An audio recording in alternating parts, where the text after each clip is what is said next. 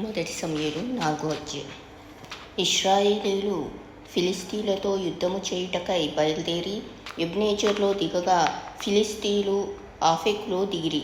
ఫిలిష్తీయులు ఇశ్రాయేలీయుల మీద తమ్మును యుద్ధ పంక్తులుగా తీర్చుకొనగా వారు యుద్ధంలో కలిసినప్పుడు ఇశ్రాయేలీయులు ఫిలిష్తీయుల ఎదుట ఓడిపోయి యుద్ధభూమిలోనే ఎక్కువ తక్కువ 4,000 మంది హతులైరి.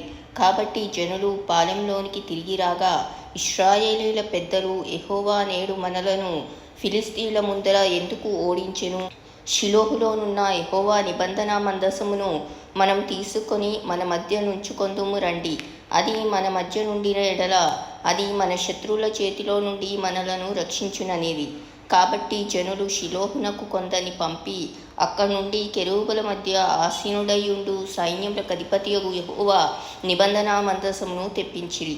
ఏలీ యొక్క 2 కుమారులైన హోఫ్నీయును ఫినెహాసును అక్కడనే దేవుని నిబంధన మందసమునొద్ద ఉండిరి. యెహోవా నిబంధన మందసము దండిలోనికి రాగా ఇశ్రాయేలీయులందరూ భూమి ప్రతిధ్వనించునంత గొప్ప కేకలు వేసిరి.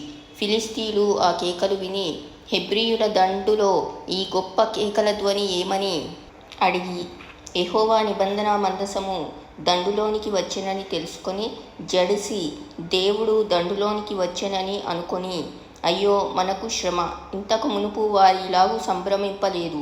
అయ్యయ్యో, మహాశూరుడగు ఈ దేవుని చేతిలో నుండి మనలను ఎవరు విడిపింపగలరు? అరణ్యమందు అనేకమైన తెగుళ్ల చేత ఐగుప్తీయులను హతం చేసిన దేవుడు ఈయనే గదా. ఫిలిష్తీయులారా, ధైర్యం తెచ్చుకొని వారు మీకు దాసులైనట్లు మీరు హెబ్రీయులకు దాసులు కాకుండా బలార్జులై యుద్ధము చేయుడని చెప్పుకొనిరి. ఫిలిష్తీయులు యుద్ధం చేయగా ఇశ్రాయేలీయులు ఓడిపోయి అందరూ తమ డేరాలకు పరిగెత్తి వచ్చిరి. అప్పుడు అత్యధికమైన వధ జరిగెను. ఇశ్రాయేలీయులలో 30,000 కాల్బలము కూలెను మరియు దేవుని మందసము పట్టబడెను. అది కాకను హోఫ్నీ ఫినెహాసులను ఏలీ యొక్క 2 కుమారులు హతులైరి. ఆనాడే బెన్యామీనీయుడొకడు యుద్ధభూమిలో నుండి పరిగెత్తి వచ్చి చినికిన బట్టలతోనూ తలమీది ధూళితోనూ షిలోహులో ప్రవేశించెను.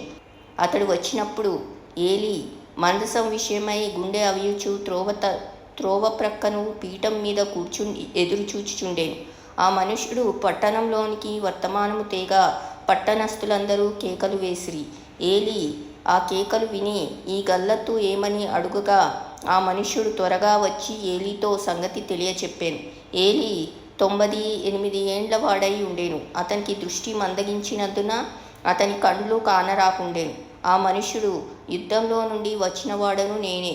నేడు యుద్ధంలో నుండి పరిగెత్తి వచ్చితినని ఏలీతో అనగా అతడు, నాయనా, అక్కడ ఏమి జరిగినని అడిగెను.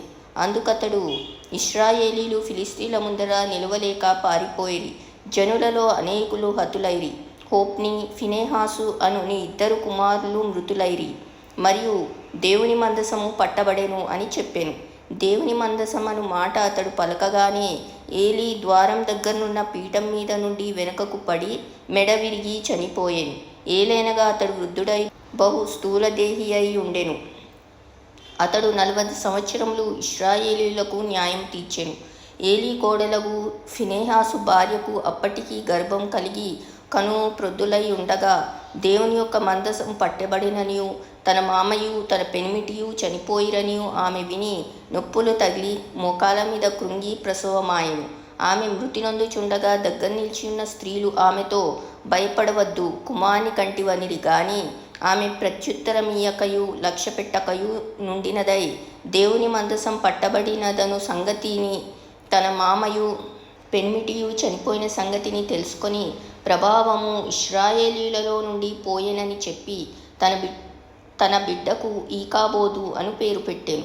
దేవుని మందసం పట్టబడిపోయినందున ప్రభావము ఇశ్రాయేలీయులలో నుండి చెరపట్టబడి పోయెనని ఆమె చెప్పెను.